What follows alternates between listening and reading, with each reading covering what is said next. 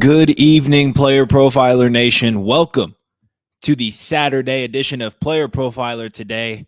I am your host, Matt Babich, here to bring you the latest in the NFL news, usually. But as we know, there's not a lot of news going on right now. Training camps haven't quite yet started. We could talk about Jonathan Brooks not making it to the PUP, but spoiler alert, he's going to be ready within the first few weeks of the season. Not much to talk about there. We expected him not to be on the PUP. He is not on the PUP. So today we're gonna throw a change up, and we are going to bring you Week 1 pick'ems on Underdog Fantasy promo code Underworld for a deposit match. We're gonna walk through some Week 1 lines, 6 to be particular, 6 Week 1 lines to play right now. Underdog dropped Week 1 pick'ems late this week, and it's time to expose their awful lines to get you money and start your NFL season off right. And let's get right into it right now on Player Profiler today.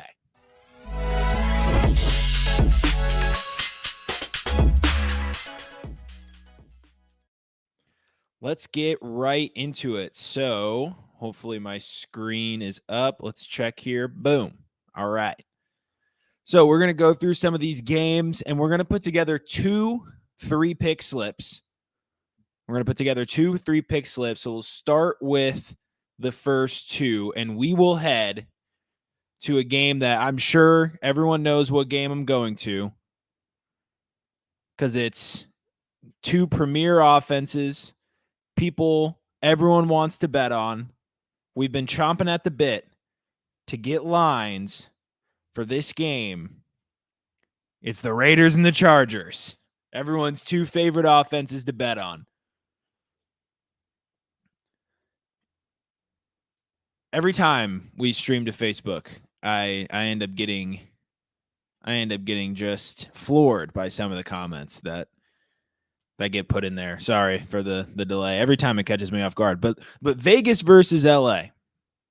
There's only 4 picks here, and I think it's already pretty obvious who we're going with because it's Davante Adams over 68.5 receiving yards. Far too low.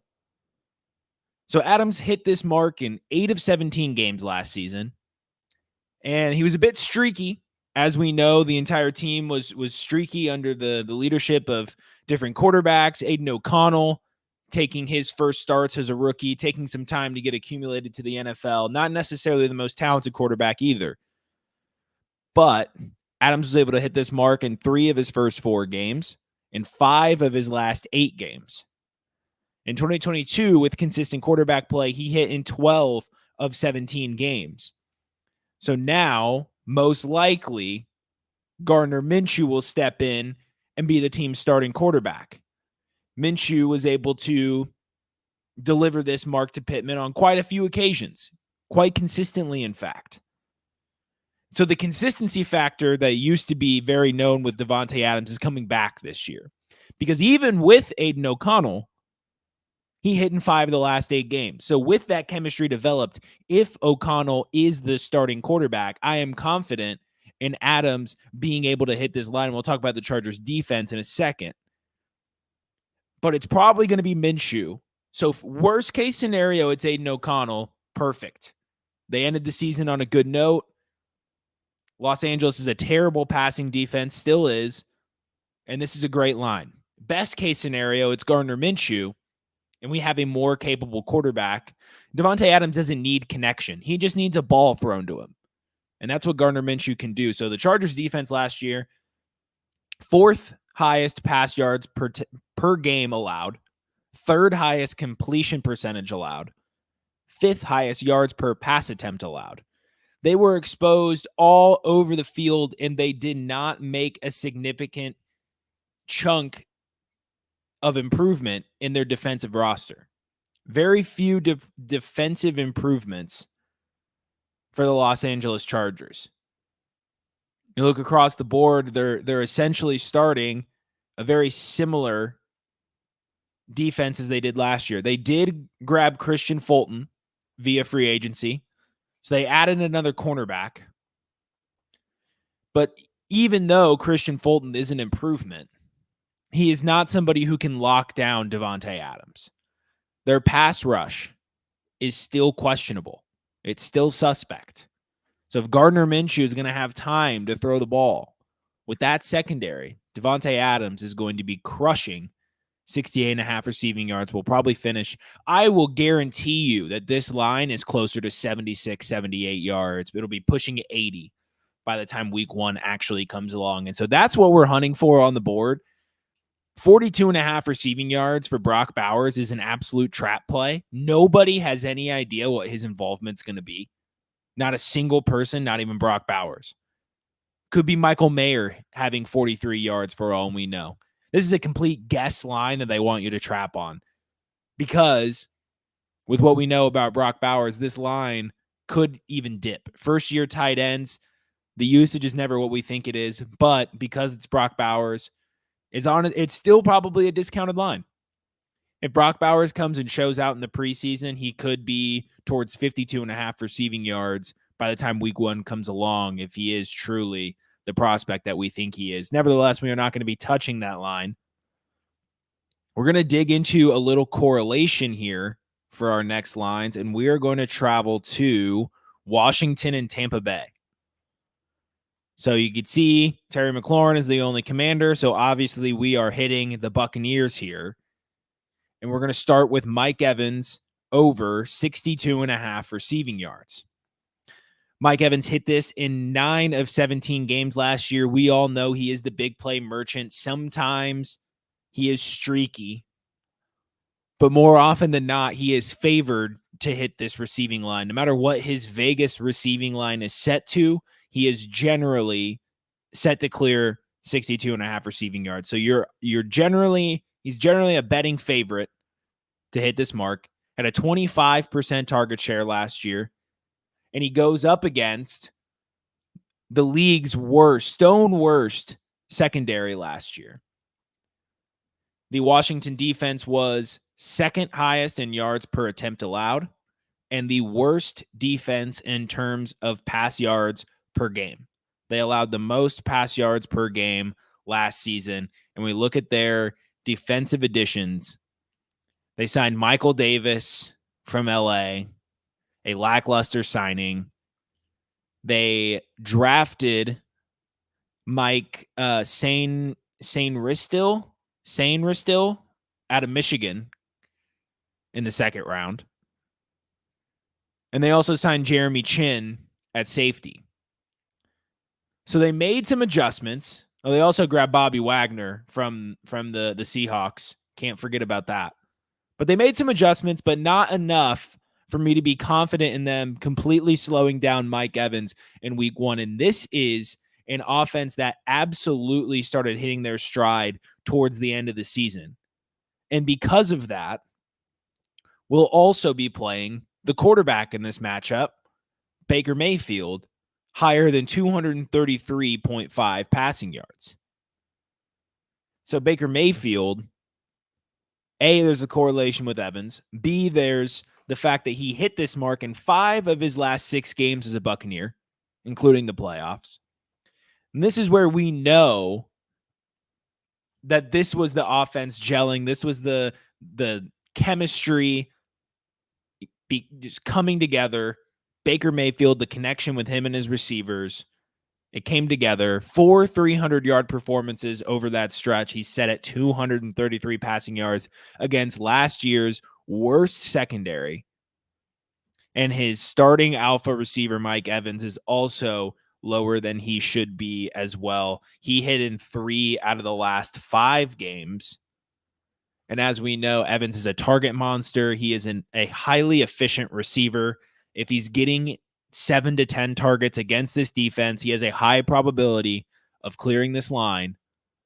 So our first slip is Davante Adams, 68.5 receiving yards over against the Chargers. And then Mike Evans over 62.5 receiving yards. And Baker Mayfield over 233.5 passing yards.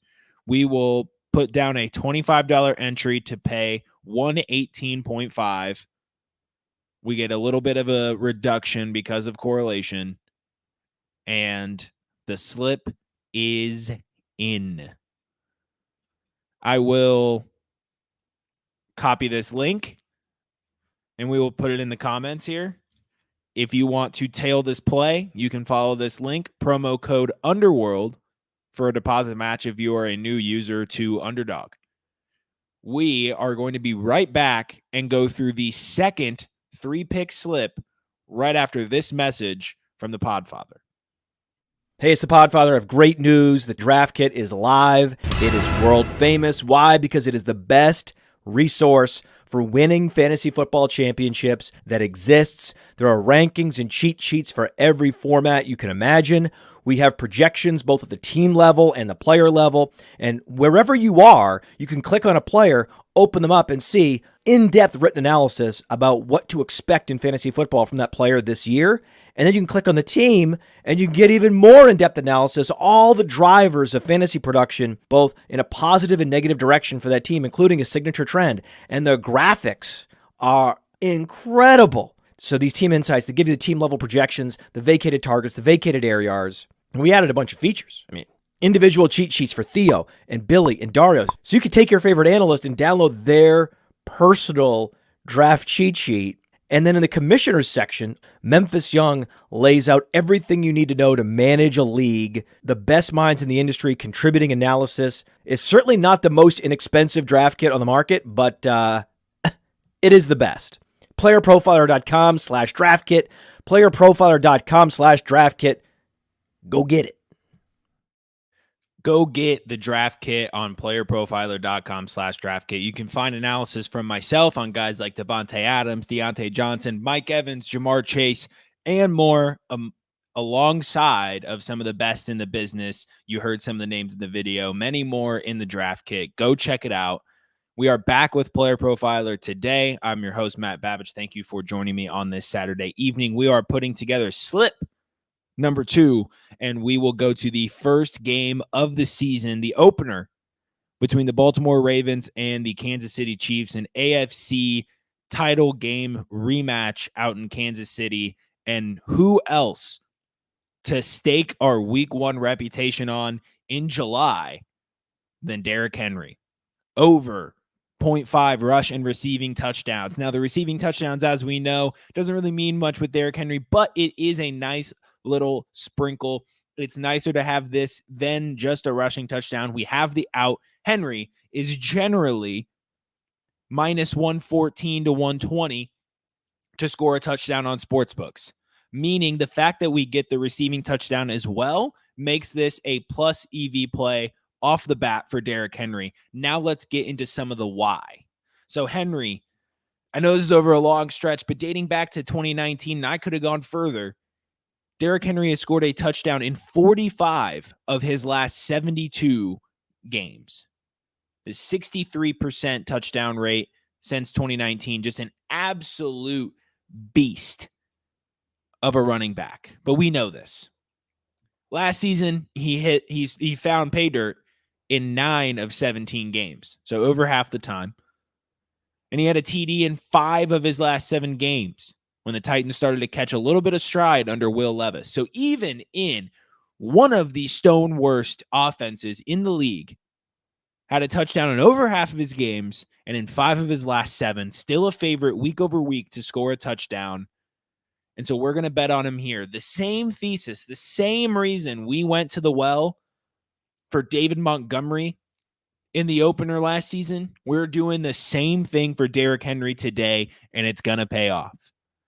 So Derrick Henry joins a premier offense for rushing in the league. You can argue that they rank anywhere from 1 to 3 alongside the Niners and the Dolphins. So if the Ravens get to the goal line, trust me, they are going to deploy Henry. And the Ravens were 7th in red zone scoring rate in 2023, touchdowns only. So when the Ravens are getting the ball in the red zone, they are likely to score a touchdown, and that could even improve upon 7th in the league with a guy like Derrick Henry. We look at Gus Edwards and what he did in this offense last season. There was a stretch from week 7 to 17 where Gus Edwards had a touchdown in 8 of 10 games, scoring 2+ touchdowns in 3 of those games. Every game in that stretch where he got a red zone touch, Gus Edwards got across the goal line. And that is the type of usage we can expect from Derrick Henry. Derrick Henry gets a red zone touch in basically every game he appears in, and sometimes doesn't need one to score. So one of the most surefire players in the league, we get a gift here via Underdog, and we get to take Derrick Henry over 0.5 rush and receiving touchdowns. It's week 1.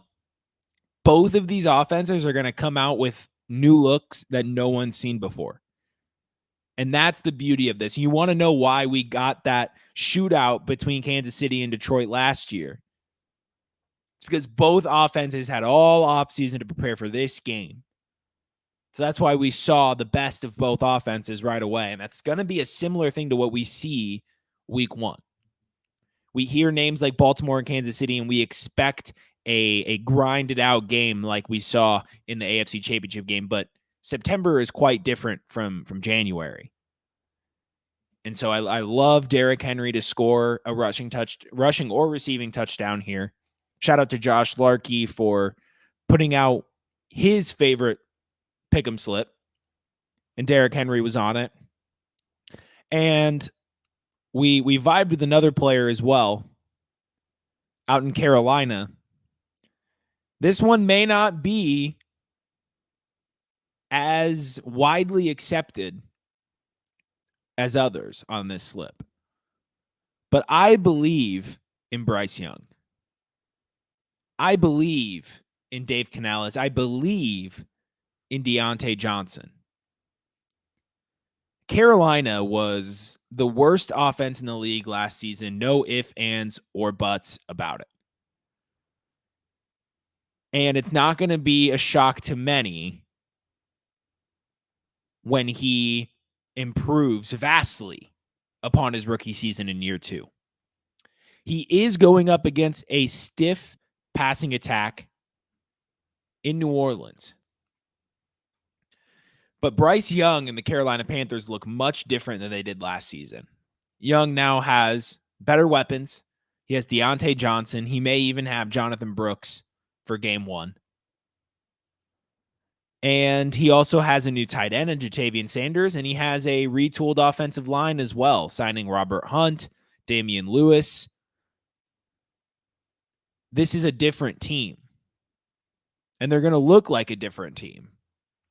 So Bryce Young didn't necessarily, there's not a lot of stats that I could throw at you to support this. He did have a 4-game stretch last season in weeks 4 through 8 after he returned from the concussion, where he had 200, 247, 217, 235 passing yards. So he had a 4-game stretch where he hit this mark, and then he fell below it in every game up until week 16, where he had 312 yards against Green Bay.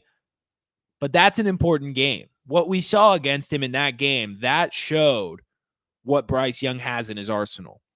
And we saw what Canales was able to do with Baker Mayfield. He went out and got Deontay Johnson for a reason. They went out and got Xavier Legette for a reason. This team is going to be better, and they are going to put up a fight against New Orleans.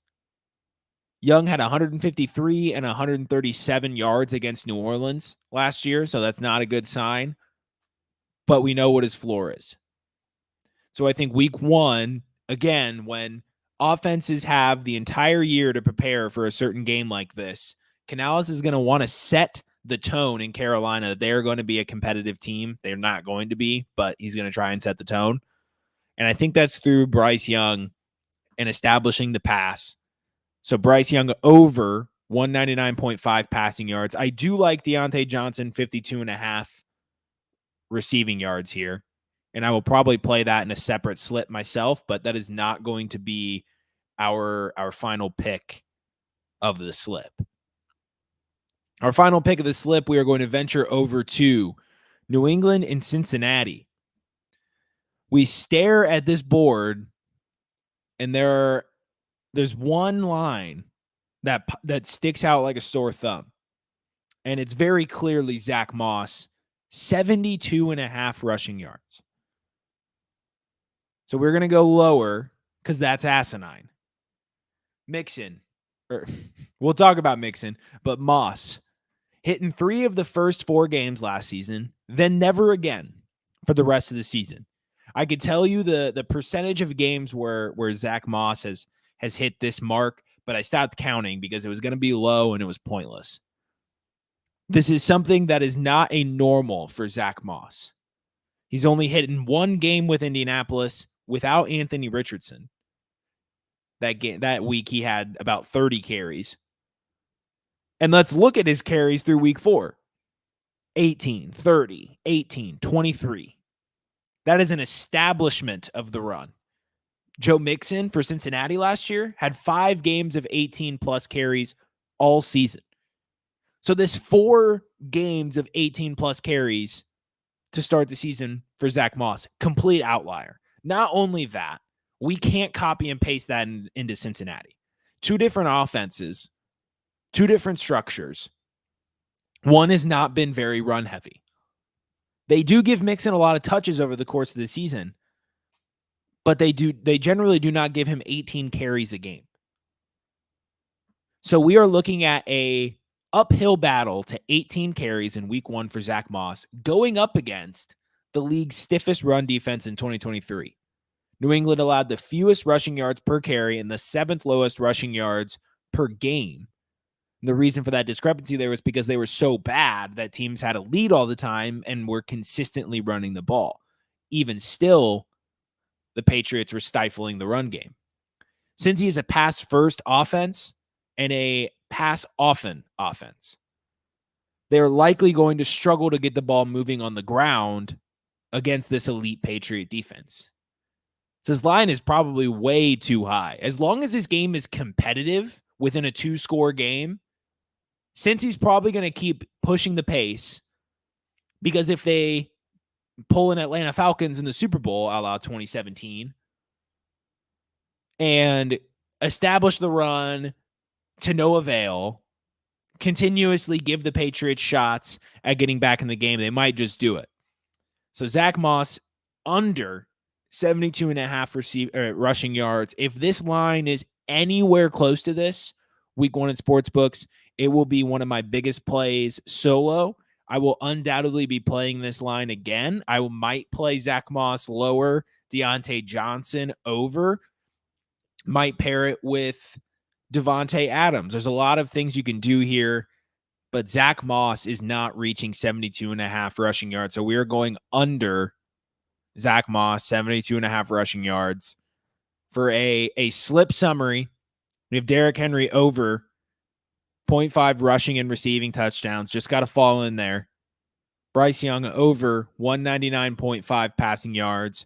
And Zach Moss lower than 72.5 rushing yards. I like this slip a little bit less than the first one, but I like it a lot. $25 to pay $150 here on Underdog Fantasy, and they are in. Once again, we will grab this link for anybody who wants to tail the entry, and we will send that in the chat. That is going to do it for the show. A little quick one today for you this Saturday. 2 chances at over $100 on Underdog Fantasy. Once again, promo code Underworld for a deposit match for new users. That will do it for me and the show. Let me know in the comments what you think about the slips. I know I'm going to get some hate for the Bryce Young one. I know it's okay. I'm used to getting the hate. I said Christian Kirk was going to be better than Calvin Ridley. I said James Cook was going to be good. I said a lot of dumb things too, but I say a lot of smart things sometimes. And Bryce Young over 199.5 passing yards is going to happen. You heard it here first. That will do it for me in the show. For myself, Matt Babich, for Player Profiler Nation, for Player Profiler today, I'm signing off. Have a good weekend, everybody. If I can find the end screen, I will end the show. Take care. Hey, I want to thank you for being part of this broadcast. If you have any thoughts on it, leave a comment. If you enjoyed it, make sure you leave a like. And if you want to see more shows on the Player Profiler channel, subscribe to it. That's how we know you want more.